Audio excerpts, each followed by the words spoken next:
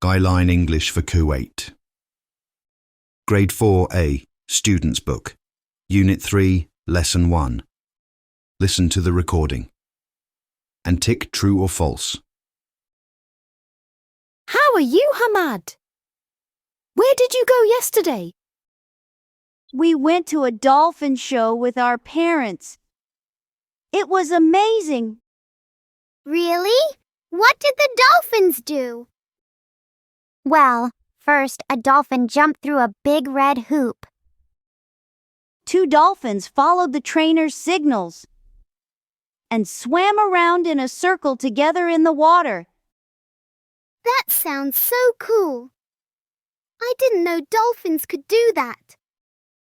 After that, one dolphin pushed the trainer across the pool on a board. It was so fast. Wow, I wish I had seen that. Finally, all the dolphins waved goodbye with their tails and splashed water. They are smart animals. That's so fun. I want to go next time.